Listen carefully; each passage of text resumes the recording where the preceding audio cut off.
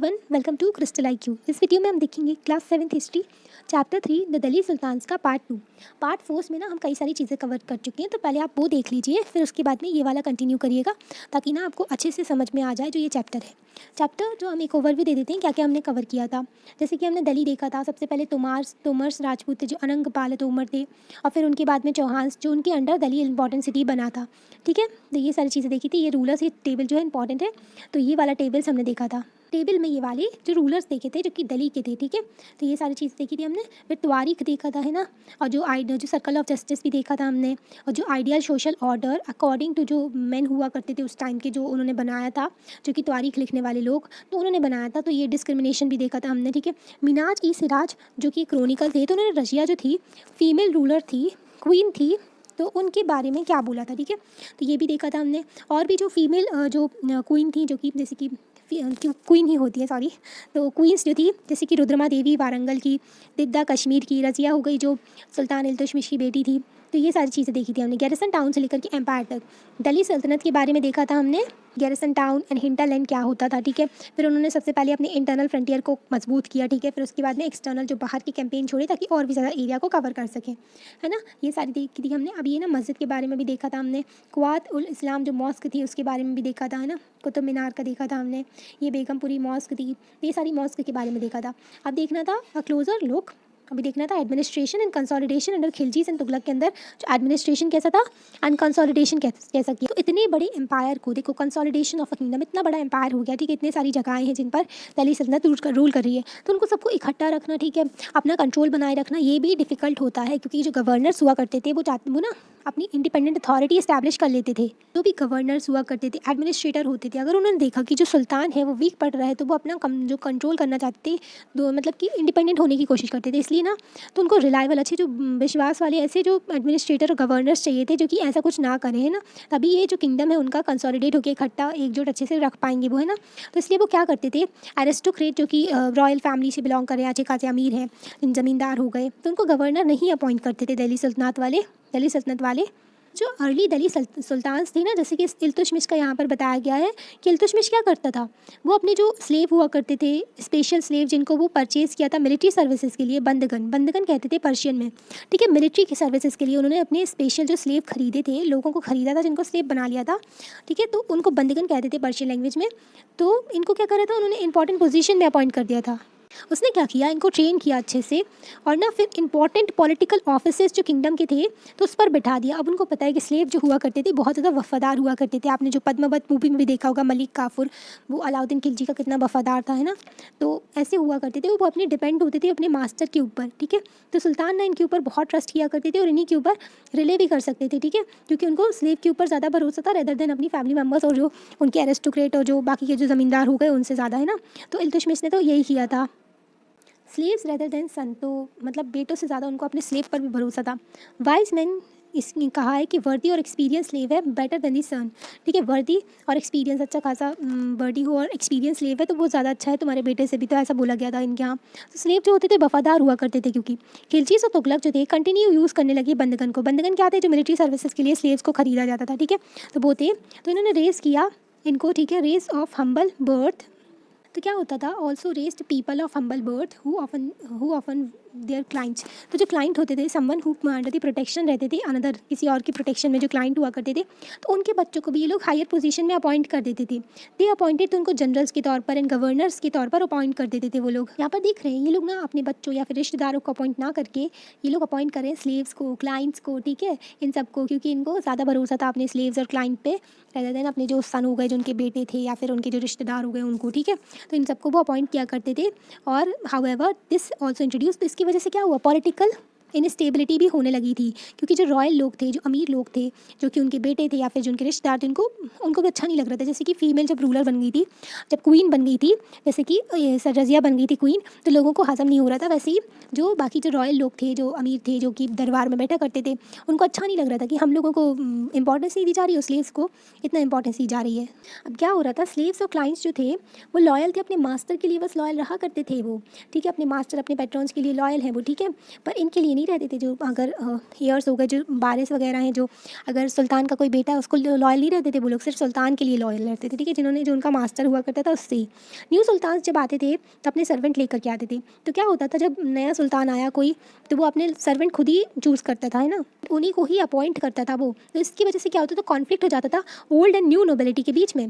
तो क्या होता था, the patronage of the humble people by Delhi सल्तनत ऑल्सो शॉक्ड मेनी एलीट्स। तो जो उन्हीं इंपॉर्टेंस दे रहे थे दिल्ली सुल्तान्स जो थे, दिल्ली सुल्तान्स जितने भी आए, तो उन्होंने ना क्या किया, इंपॉर्टेंस दे रहे थे वो अपने जो स्लेव हो गए उन लोगों को अपनी अच्छी हायर पोजीशन पे बैठा रहे थे ना, क्लाइंट्स हो गए उनके, उनको रेदर देन जो उनके एलीट्स थे, ठीक है, जो अच्छे अमीर खासे लोग थे वो बैठे हुए थे। तो क्या हुआ, जो ऑथर थे पर्शियन तवारीख के, ये तवारीख वही जो आइडियल सोशल ऑर्डर बताने वाले लोग, तो ऑथर थे जैसे कि दिल्ली सल्तनत, उन्होंने क्या किया, क्रिटिसाइज़ किया, बहुत ज़्यादा क्रिटिसाइज़ किया उन्होंने दिल्ली सुल्तान्स को for appointing low base born to high offices. क्या हो रहा था कि जो दिल्ली सुल्तान्स जो स्लेव वगैरह उनको अपॉइंट कर रहे थे, तो इससे शौक लग रहा था जो एलीट्स थे, ठीक है, जो हायर पोजीशन वाले लोग थे, ठीक है, मतलब कि जो उनके रिश्तेदार हुए, उनके बच्चे हुए, वो भी थोड़ा पसंद नहीं कर रहे थे, और जो आइडियल सोशल ऑर्डर बताने वाले लोग थे, जो कि रजिया को बोल रहे थे ना, मिनाज ई सिराज की ये रूल नहीं कर सकती क्योंकि ये एक लड़की है ना, तो ऐसे आइडियल सोशल ऑर्डर बताने वाले बर्थ राइट के बेसिस पे और जेंडर डिस्टिंक्शन के बेसिस पे, तो इनको हजम नहीं हो रहा था कि जो कहीं और जो बॉर्न हुए हैं, ठीक है, लो बेस बॉर्न है, ठीक है, जो उनको कैसे बना दिया, ये हाई ऑफिस में कैसे रख सकते हैं, वो तो स्लेव हैं, उनसे ये थोड़ी ना, उनको थोड़ी ना बना सकते हैं, इतने हायर ऑफिस में रख सकते हैं। तो इनका ऐसा व्यू था, जो इनके पहले जो तारीख लिखने वाले, देख सकते हो तारीख लिखने वाले अपना ही फ़ायदा देखते थे वैसे भी, है ना, रूलर का डिसीजन भी मंजूर नहीं हो रहा है इनको, है ना। ऑफिशियल्स ऑफ सुल्तान मोहम्मद बिन तुगलक, मोहम्मद तुगलक, ठीक है, तो इनके बारे में देखते हैं। सुल्तान मोहम्मद तुगलक जो थे, उन्होंने अपॉइंट किया था आजिज़ खुम्बर, वाइन डिस्टिलर, जो शराब देने वाला होता है वो, फिरोज़ हजीम जो बारबर जो नाई होता है ना वो उसको, और मन का तबका एक कुक जो खाना बनाने वाला था, और 2 गार्डनर्स जो कि उनके जो गार्डन का ध्यान रखते थे, है ना, लाधा एंड पीरा 2 हाई एडमिनिस्ट्रेटिव पोस्ट। तो इन सबको देखो, उनके जो काम करने वाले लोग थे उनको बहुत बड़ी हाई जो एडमिनिस्ट्रेटिव पोस्ट पे बैठा दिया, है ना। ज़ियाउद्दीन बरानी क्या कहते हैं, मिड 14वीं सेंचुरी के ये क्रोनिकल थे, इन्होंने रिपोर्ट किया their appointments as a sign of sultans loss of political judgement and his incapacity to rule. Ziauddin Barani कह रहा है कि जो ये ना इनको अपॉइंट कर रहे हैं ये स्लेव वगैरह, और जो अपने काम करने वाले लोगों को अपॉइंटमेंट कर रही है हाई ऑफिस में, जो ये सुल्तान हो रहे हैं, तो इससे क्या पता चल रहा है कि सुल्तान जो है अपनी पॉलिटिकल जजमेंट लॉस्ट कर चुके हैं, कि उनको अब कोई समझ नहीं रह गई है ना, और इनकैपेसिटी, उनकी कैपेसिटी नहीं बची है कि वो रूल कर सकें, है ना। तो ऐसे उनको क्रिटिसाइज़ करते हैं ये लोग, ठीक है। अभी देखते हैं लाइक दी अर्लियर सुल्तान, तो जैसे कि पहले के सुल्तान थे, तो जो खिलजी और तुगलक हुआ करते थे मुनार्स, ठीक है, मुनार्क जो कि रूल करते हैं ना, जो हेरिडिटरी रूलर्स होते हैं वो मुनार्क होते हैं, अपॉइंट करते हैं। मिलिट्री कमांडर्स को अपॉइंट किया करते थे वो गवर्नर के तौर पे, जो कि गवर्नर हुआ करता था टेरिटरी का, अकॉर्डिंग टू साइज़ की जितनी बड़ी टेरिटरी तो उस हिसाब से वो गवर्नर को अपॉइंट किया करते थे, ठीक है, मिलिट्री कमांडर्स हुआ करता था। जो ये ज़मीन हुआ करती थी तो उसको कहते थे इक्ता, ठीक है, लैंड को क्या बोलते थे, इक्ता। एंड जो होल्डर हुआ करता था ज़मीन का देख रेख करता था, ठीक है, जिसको ज़मीन मिलती थी थोड़े टाइम के लिए, तो उसको बोलते थे इक़्तादार। और मुक्ति, द ड्यूटी ऑफ मुक्ति, मुक्ति की ड्यूटी क्या होती थी, मुक्ति को आप इक़्तादार भी कह सकते हैं, कि उसकी ड्यूटी होती थी कि वो मिलिट्री कैंपेन्स को लीड करे, ठीक है, मिलिट्री कैंपेन्स को लीड करे एंड मेंटेन करे जो लॉ एंड ऑर्डर इक़्ता में, ठीक है, उस ज़मीन पर लॉ एंड ऑर्डर बना सके, क्योंकि उस ज़मीन पर बहुत सारे लोग भी रहा करते थे। इन एक्सचेंज, तो एक्सचेंज में क्या था, फॉर देयर मिलिट्री सर्विसेज, तो जो मिलिट्री सर्विसेज जो इक़्तादार हुआ करते थे, मुक्ति जो होते थे देते थे, तो उसकी जगह पर मुक्ति जो होते थे वो कलेक्ट कर सकते थे रेवेन्यूज़ फ्रॉम द असाइनमेंट, जो उनको मिलती थी ना ज़मीन, तो उसमें से वो रेवेन्यू कलेक्ट कर सकते थे सैलरी के तौर पर। तो मुक्ति होते थे तो उनके पास में सोल्जर्स भी हुआ करते थे, तो वो सोल्जर्स को वो लोग रेवेन्यूज़ पे किया करते थे। कंट्रोल ओवर मुक्ति, तो जो ये ना जो कलेक्ट करते थे वो लोग रेवेन्यू, तो उसी में से अपने सोल्जर्स को रेवेन्यू पे कर देते थे, सैलरीज पे करते थे। कंट्रोल ओवर मुक्तीज़, जो मुक्तीज़ के ऊपर कंट्रोल रहता था बहुत इफेक्टिव होता था, अगर control over muqtis was most effective, अगर जो ऑफिस है ना वो इनहेरिटेबल ना हो, मतलब कि पास ऑन ना हो जनरेशन टू जनरेशन, ठीक है, कि मुक्ति के बेटे को भी वही ज़मीन मिल गई, ऐसा ना हो, तो मुक्ति के ऊपर आप कंट्रोल कर सकते हैं। अगर उनको जो इक्ता है, जो ज़मीन है, बहुत छोटे टाइम के लिए, शॉर्ट पीरियड के लिए दिया जाता है, ठीक है, फिर उसको शिफ्ट कर देते हैं। दीज हार्श, तो ये जो हार्श जो कंडीशन थी ये इम्पोज हुई थी जो reign of Alauddin Khilji and Mohammad Tughlaq. तो अलाउद्दीन खिलजी एंड मोहम्मद तुगलक यही फॉलो करते थे कि शॉर्ट ड्यूरेशन के लिए इक्ता देते थे मुक्ति को, ठीक है, तो ऐसा फॉलो करते थे। एक अकाउंटेंट भी हुआ करता था जिसको अपॉइंटेड बाय द स्टेट, तो स्टेट उनको अपॉइंट किया करते थे ताकि वो चेक कर सके अमाउंट ऑफ रेवेन्यू जो भी कलेक्ट किया गया है मुक्ति ने, ठीक है। अब जो मुक्ति अपॉइंट किया है, ठीक है, तो वो इक्ता से, जो ज़मीन से इक्ता है, तो उसमें से रेवेन्यू कलेक्ट कर रहा है, तो हो सकता है वो ज़्यादा रेवेन्यू कलेक्ट करे या फिर बाकी पीपल्स को परेशान भी कर सकता है। जो मुक्ति हुआ करती थी ना, तो वो वही टैक्सेस कलेक्ट कर सकते थे जो कि स्टेट ने उनको बोला है, जो कि रूलर ने बोला है ना। और उतने ही सोल्जर्स भी रख सकते थे जितना कि स्टेट ने बोला है उनको, ठीक है। तो ये अकाउंटेंट हुआ करता था, चेक करता था वो कि जो मुक्ति है कहीं एकता से ज़्यादा रेवेन्यू तो कलेक्ट नहीं कर रहे हैं, ठीक है। एज दिल्ली सल्तनत ब्रॉड थी, जब दिल्ली सल्तनत ने हिंटरलैंड के ऊपर भी कब्जा कर लिया था, जब कंट्रोल कर लिया था। हिंटरलैंड वो होता था, पता है ना क्या होता था, कि जो सिटी के पास वाला एरिया जहाँ से फूड गुड्स एंड सर्विसेज की सप्लाईज आया करती थी, ठीक है। तो वो वाला एरिया हुआ करता था, तो वहाँ पर कंट्रोल कर लेते थे, वो फोर्स किया करते थे। जो वहाँ के ज़मींदार हो गए, ठीक है, समानता एरिस्टोक्रेट हो गए और रिच लैंडलॉर्ड्स हो गए, ठीक है, अमीर जो ज़मीन जिनके पास में ज़्यादा होती थी, तो वो उनकी अथॉरिटी को एक्सेप्ट करें, जो सुल्तान है उसकी अथॉरिटी को माने, ठीक है। Under Alauddin Khilji the state brought the assessment and collection of land revenue under its own control. Alauddin Khilji के टाइम पर जो असेसमेंट और कलेक्शन ऑफ लैंड रेवेन्यू इन्हीं के अंदर था, इन्हीं के कंट्रोल में था। The right of the local chieftains, जो राइट होता था लोकल चीफ्टियंस का कि वो टैक्स लगा सकें, वो कैंसिल कर दिया गया एंड इनको फोर्स किया गया कि वो भी टैक्स पे कर सकें, है ना, टैक्स पे करें। मतलब कि जो पहले टैक्स कलेक्ट किया करते थे, जो लोकल चीफ्टियंस होते थे, अब उनको भी टैक्स पे करना पड़ रहा था। सुल्तान एडमिनिस्ट्रेटर जो हुआ करता था, मेजर करता था लैंड को कि कितनी ज़मीन है, ये भी देखते थे वो लोग, मेजर करते थे। और फिर केयरफुल अकाउंट भी, अच्छे से अकाउंट भी मेंटेन करके रखता था उनका, सुल्तान का जो एडमिनिस्ट्रेटर हुआ करता था। सम ऑफ दी ओल्ड चीफ्टियन, जो पुराने चीफ्टियंस और लैंडलॉर्ड्स थे, वो सर्व करते थे सुल्तान के लिए रेवेन्यू कलेक्टर्स। अब रेवेन्यू कलेक्ट करने के लिए भी लोग चाहिए रहेंगे, तो जो चीफ्टियंस होते थे पुराने वाले और जो ज़मींदार हो गए, तो उन लोगों से बोलते थे ठीक है तुम कलेक्ट करो रेवेन्यूज़, ठीक है। यहाँ पर 3 टाइप्स ऑफ टैक्सेस हुआ करते थे। एक तो कल्टीवेशन के ऊपर, जो खेती बाड़ी होती थी ना, जो एग्रीकल्चर होता था, उसके ऊपर टैक्स लगता था, जिसको खराज कहते थे, ठीक है। तो जो खराज हुआ करता था, जो एग्रीकल्चर पे टैक्स लगता था, वो कितना होता था, 50% होता था पीजेंट प्रोड्यूस का। मतलब कि किसान जो भी प्रोड्यूस करा उसको 50% उसको स्टेट को देना पड़ता था। जानवरों के ऊपर भी टैक्स लगता था एंड घरों के ऊपर भी टैक्स लगा करता था, ठीक है। अभी आगे का देखते हैं हम। तो इट इज़ इंपॉर्टेंट, ये ज़रूरी होता था कि जो लार्ज पार्ट्स होता था सब कॉन्टिनेंट का, remained outside the control of Delhi सल्तनत। ये इंपॉर्टेंट है कि हम रिमेंबर करें कि जो बहुत सारा पार्ट है जो दिल्ली सल्तनत के अंदर आता था, वो ना सब कॉन्टिनेंट के, मतलब कि कई सारा पार्ट ऐसा भी था जो दिल्ली सल्तनत के कंट्रोल में नहीं था, तो डिफ़िकल्ट था कि उनको कंट्रोल करें, ठीक है।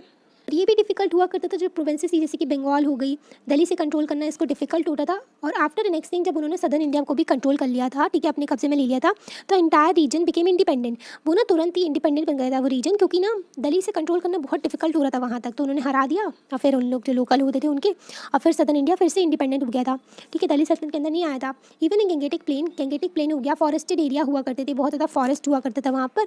तो सुल्तान क्या करते थे, सुल्तान की जो फोर्सेस होती थी वहाँ पर घुस नहीं पाती थी, है ना। एंड लोकल चीफ्टियन जो होते थे अपना एस्टैब्लिश कर लेते थे रूल को उस रीजन पे।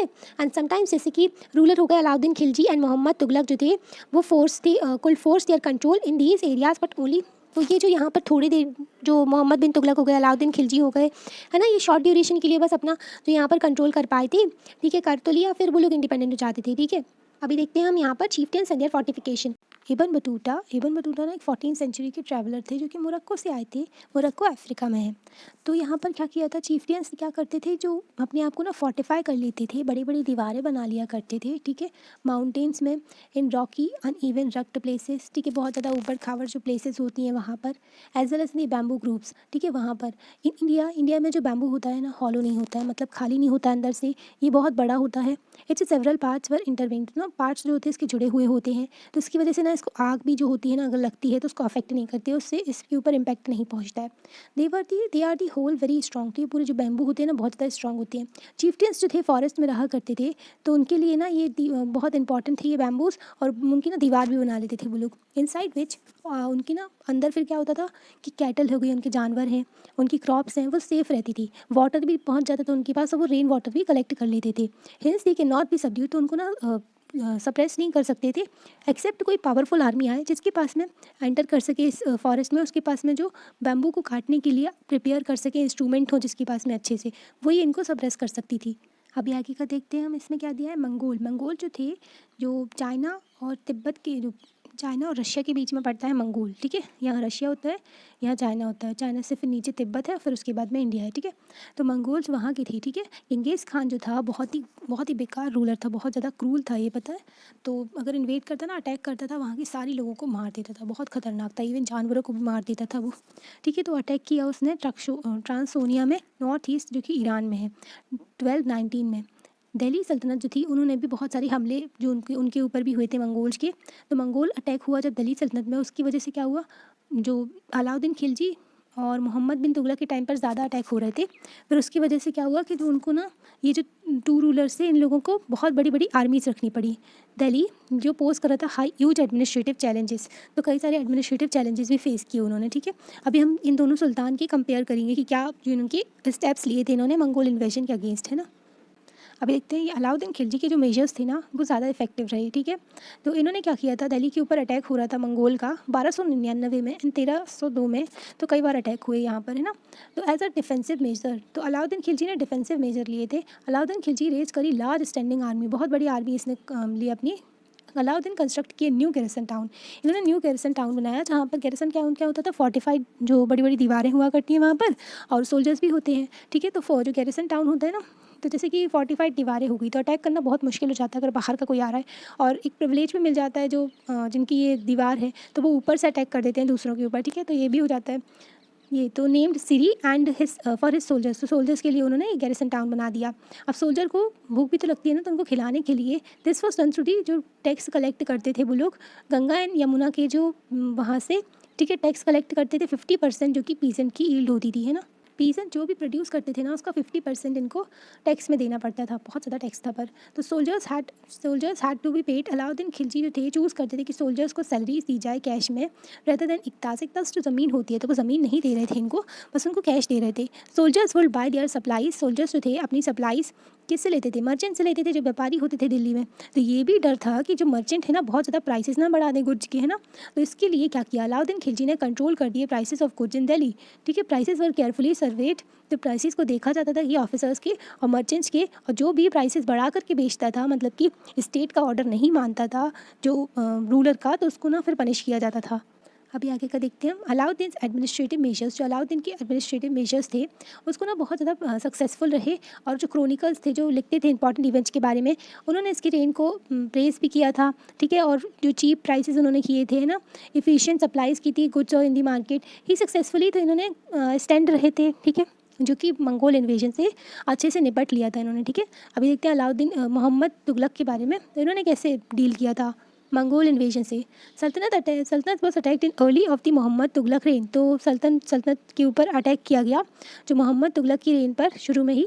मंगोल आर्मी जो थी डिफीट कर दी, तो इनकी आर्मी अच्छी थी तो उन्होंने डिफीट कर दिया मंगोल की आर्मी को। मोहम्मद बिन तुगलक बहुत ज़्यादा कॉन्फिडेंट हो गया, ओवर कॉन्फिडेंस था about the strength of the army, कि उसकी आर्मी बहुत अच्छी है। तो उसने हिज रिसोर्सेज टू प्लान, तो उसने प्लान किया कि वो अटैक करेगा ट्रांसोनिया में, जहाँ पर मंगोल ने अटैक करके कब्जा कर लिया था ईरान में। ठीक है, वहाँ पर नॉर्थ वेस्ट ईरान में ही देयरफॉर, तो उसने बहुत बड़ी आर्मी तैयार की अपनी। अलाउद्दीन खिलजी ने क्या किया था, डिफेंसिव मेजर लिए थे। ठीक है, यहाँ पर उसने अटैक करने का प्लान कर लिया। अलाउद्दीन खिलजी ने न्यू गैरिसन टाउन बनाया था, पर मोहम्मद तुगलक ने क्या किया, गैरिसन टाउन नहीं बनाया उसने, new rather than constructing a new garrison town, उसने ओल्डेस्ट जो 4 सिटीज़ थी दिल्ली को ना एम्प्टीड कर दी, उसने खाली करवा दी जो लोग थे वहाँ के। ठीक है, एंड सोल्जर्स गैरिसन देयर, वहाँ पर उन्होंने सोल्जर का गैरिसन बना दिया। अब क्या किया, जो वहाँ के लोगों को उठा के उसने खाली करवाया। ठीक है, उनके घर और सब खाली करवा दिए, और वहाँ से उनको ओल्ड सिटी से उनको न्यू कैपिटल में भेज दिया दौलताबाद में इन दी साउथ। तो ये उनका बहुत ही बेकार डिसीजन था। ठीक है, इसके लिए उनको क्रिटिसाइज़ भी किया जाता है कि न्यू कैपिटल बनाई, और फिर से वापस आ गए थे वहीं पर। ठीक है, दिल्ली पे दौलताबाद से। ठीक है, अब देखते हैं produce from the same area, तो अब आर्मी को खिलाना था, तो सो इन्होंने क्या किया था कि 50% टैक्स लगा दिया था पीजेंट की ईल्ड पर, जो अलाउद्दीन थे। मोहम्मद तुगलक ने क्या किया कि जो टैक्स कलेक्ट करते थे टू फीड दी आर्मी, ठीक है, सेम एरिया से, but to meet expenses of maintaining such a large army, तो ना इतनी बड़ी आर्मी मेंटेन करनी पड़ती थी, तो उसके लिए बहुत एक्सपेंसेस भी लगते। ठीक है, बहुत खर्चा था उसका सोल्जर्स को, तो सुल्तान क्या करते थे और ज़्यादा टैक्सेस लगाने लगे थे, तो इसकी वजह से भुखमरी आ गई थी उस एरिया में। ठीक है, फेमाइन आ गई थी, और फेमाइन आती है ना तो लोगों के पास खाने भी नहीं रहता है। ठीक है, अब देखते हैं सोल्जर्स को कैसे पे किया जाता था। अलाउद्दीन ने तो इकता नहीं दिया था, कैश में पे किया था उनको। मोहम्मद तुगलक ने क्या किया, वो भी सोल्जर्स को कैश में पे कर रहा था सैलरीज, पर इसने क्या किया था, इसने ना टोकन करेंसी इंट्रोड्यूस कर दी थी, जो कि आज के टाइम पर चलती है ना पेपर वाली। तो उस टाइम पर उसने ये सोचा था, आइडिया अच्छा था पर उस टाइम पर नहीं चल पाया था, जो आज की पेपर करेंसी होती है। ठीक है, तो पर ये जो टोकन करेंसी मोहम्मद तुगलक ने इंट्रोड्यूस की थी, ये चीप मेटल से बनाई जा रही थी, ना कि गोल्ड और सिल्वर से। अब पीपल जो 14th सेंचुरी के थे वो ट्रस्ट नहीं किए इन दीज कॉइन्स में। ठीक है, जो मेटल के थे उस पर ट्रस्ट नहीं हो रहा था जो लोग थे उनको, तो वो लोग बहुत स्मार्टली उन्होंने एक्ट किया, और जो गोल्ड और सिल्वर के कॉइन थे वो सारे इकट्ठे करते रहे, और जो टैक्सेस थे ना वो जो है टोकन करेंसी में पे कर रहे थे, तो इसकी वजह से सारा सिस्टम कोलैप्स हो गया। चीप करेंसी कुड ऑल्सो भी काउंटरफिट ईजिली। से पता क्या हो रहा था कि जो जो तुगलक का खजाना था, तो उसमें सारे मेटल्स के कॉइन जा रहे थे, मेटल की करेंसी जा रही थी और टोकन करेंसी, ठीक है। और इनके पास में बाकी सारे जो लोग थे गोल्ड और सिल्वर इकट्ठा करने लगे थे, तो ये सिस्टम को भी उसको बंद करना पड़ा था, ये भी ख़राब हो गया था उसका। अभी एडमिनिस्ट्रेटिव मेजर्स की बात करें तो इनके जो थे ना सक्सेसफुल रहे अलाउद्दीन खिलजी के। Mohammad Tughlaq administrative major failure थे बहुत बड़ा। इनका कैंपेन जो कश्मीर का था वो डिजास्टर था। इन्होंने कैंपेन किया जो कश्मीर में, तो इन्होंने फिर ना जो प्लान था इनका इन्वेड करने का, अटैक करने का, जो कि सोनिया में जो था नॉर्थ वेस्टर्न ईरान में, तो वहाँ पे नहीं कर पाए थे। इन्होंने अपनी आर्मी जो थी डिसबैंड कर दी थी, ठीक है। बहुत बड़ी जो आर्मी थी इनकी उसको फिर बंद कर दिया था, ज़्यादा बड़ी नहीं रखी थी। मीनवाइल जो his administrative measures created complication, बहुत ज़्यादा कॉम्प्लिकेशन हो गई थी कि आप कैपिटल शिफ्ट कर रहे हो, टोकन करेंसी लेकर के आ रहे हो, तो बहुत ज़्यादा ना कॉम्प्लिकेशंस होने लगी थी एडमिनिस्ट्रेटिव मेजर में। शिफ्टिंग पीपल जो थे दौलताबाद के, है ना, तो उनको फिर तो वो लोग बहुत ज़्यादा नाराज़ हो गए थे। अब आप उनको घर और सब छुड़वा के वहाँ के रेसिडेंट जो कि दिल्ली में रह रहे, तो आप उनको दौलताबाद भेज रहे हो, न्यू कैपिटल बना रहे हो, तो पीपल्स को भेज रहे हो, तो वो बहुत ज़्यादा नाराज़ हो गए थे। द रेजिंग ऑफ टैक्स बहुत ज़्यादा बढ़ा दिए थे इन्होंने, क्योंकि इतनी बड़ी आर्मी थी तो इतना ज़्यादा खर्चा भी था, तो उसकी वजह से फमाइन आ गई थी, भुखमरी आ गई थी इन गंगा यमुना बेल्ट में, ठीक है। और वाइड स्प्रेड रिवेलियन हो गया था, लोगों ने विद्रोह कर दिया था। एंड फाइनली टोकन करेंसी और भी ज़्यादा प्रॉब्लम क्रिएट कर दी, तो इसको भी रिकॉल किया गया, ठीक है, वापस ले लिया गया। In the list of Mohammad Tughlaq failure, तो मोहम्मद तुगलक के फेलियर्स जो थे वी समटाइम्स हम फॉरगेट कर जाते हैं, हम भूल जाते हैं कि फर्स्ट टाइम इन हिस्ट्री जो सुल्तान थे, दिल्ली सुल्तान ने प्लान किया था कि कैंपेन करेंगे जो और अटैक करेंगे मंगोल के ऊपर और कैप्चर कर लेंगे उनको। पर क्या था ना, जो अलाउद्दीन, ये तो ठीक था कि उन्होंने मतलब फर्स्ट टाइम, मंगोल इतने खतरनाक थे ना, बहुत ही ज़्यादा वो पावरफुल भी थे। उनकी ना जो फास्ट थे वो लोग, बहुत स्पीड में घोड़ों में चला करते थे ना, बहुत ज़्यादा तेज़ थे वो लोग, बहुत मारते भी थे, निर्दयी भी थे बहुत ज़्यादा, ठीक है। अगर अलाउद्दीन खिलजी के डिफेंसिव मेजर थे और मोहम्मद बिन तुगलक के जो मेजर्स थे वो थे कैसे मिलिट्री ऑफेंस थे अगेंस्ट मंगोल, तो वो लड़ाई करने की बात कर रहे थे। सल्तनत इन दी 15वीं सेंचुरी, और 15वीं सेंचुरी में और 16वीं सेंचुरी में सल्तनत का क्या हुआ, ये लोग नोटिस, हमने टेबल 1 में भी देखा था कि तुगलक के बाद में सैयद लोधी डायनेस्टी आई, ठीक है।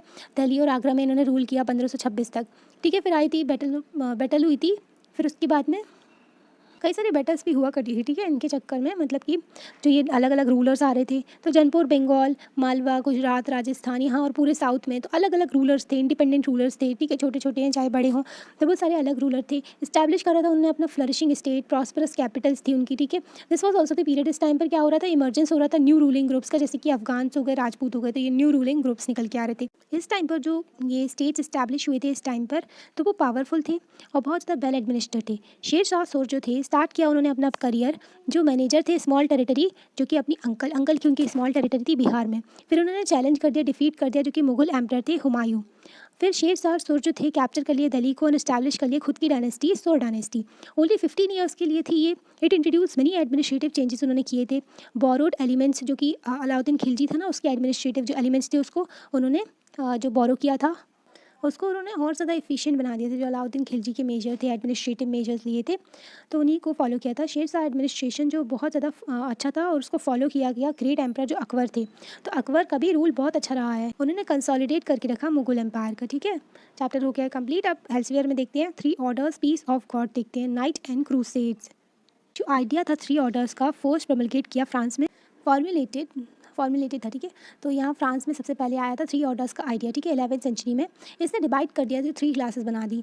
दोज हु प्रेड, जो कि प्रेयर करते थे, जो कि लड़ाई किया करते थे, दूसरी क्लास। और थर्ड, जो कि ज़मीन होती थी जिनके पास में, जो खेती बाड़ी किया करते थे। ये जो डिवीजन था सोसाइटी को, इसी को 3 ऑर्डर्स कहा गया था। चर्चेस, नोबल्स हो गए, ठीक है, और जो पीजेंट क्लास हो गई, 3 क्लासेस बना दी गई थी। और जो 3 ऑर्डर्स था बहुत ज़्यादा सपोर्ट करती थी चर्च इनको कंसोलिडेट करने के लिए। डोमिनेंट रूल थे, सबसे ज़्यादा रोल इन्हीं का था, ठीक है, डोमिनेंट रोल था इनका। अपना जो रोल था इनका मतलब ना सबसे पावरफुल यही थी, चर्चेज जो थी। दिस हेल्प, तो इससे क्या हुआ, इमर्जेंस हो गया न्यू वॉरियर ग्रुप का, जो कि नाइट कहने लगे उनको, ठीक है। चर्च ना पैट्रोनाइज करती थी इसको, बहुत सपोर्ट करती थी इस ग्रुप को। इन्हीं ग्रुप्स का ये लोग यूज़ करते थे ताकि अपना आइडिया है जो पीस ऑफ गॉड का, उसको प्रोपोगेट कर सकें और वॉरियर्स को डायरेक्ट कर सकें, आपस में मत लड़े और उनको सेंड करें इंस्टेड कैंपेन अगेंस्ट, कि मुस्लिम के अगेंस्ट कैंपेन करें, जो कि कैप्चर कर चुके हैं सिटी ऑफ जेरूसलम। जेरूसलम जो थी ना, क्रिश्चियन के लिए, ज्यूज़ के लिए और मुस्लिम के लिए, तीनों के लिए जो इंपॉर्टेंट सिटी थी, उसने मुस्लिम्स ने कैप्चर कर लिया था। तो ये लोग कह रहे थे कि कैंपेन करो, और यही कैंपेन था ना जो अपनी मिलिट्री भेजो, मतलब कि और उसको कब्जा करो, है ना, तो यही वाला। तो इसको कहते हैं क्रूसेड, तो इसको क्रूसेड वॉर कहते हैं, धर्म के लिए जो लड़ाई वगैरह होती है ना, वो वाला। तो these campaigns in the service of God, campaigns in the name of, जो सर्विस ऑफ गॉड कह रहे थे कि भगवान के लिए कर रहे हैं, चर्च के लिए। कंप्लीटली इनका स्टेटस ही बदल दिया नाइट का। नाइट जो थे बिलोंग नहीं करते थे नोबल क्लास से ओरिजिनली, पर क्या हुआ, एंड ऑफ 11वीं सेंचुरी तक फ्रांस में और सेंट्रल सेंचुरी में लेटर जर्मनी में भी इनका ओरिजिन सब लोग भूल गए और फिर इन नोवेल्स जो थे ना, नोवेल्स की तरह ही ट्रीट करने लगे नाइट को, और जो नोवेल्स थे वो भी चाहते थे कि उनको नाइट ही बोला जाए। ठीक है, चैप्टर हो गया है कंप्लीट। Thank you.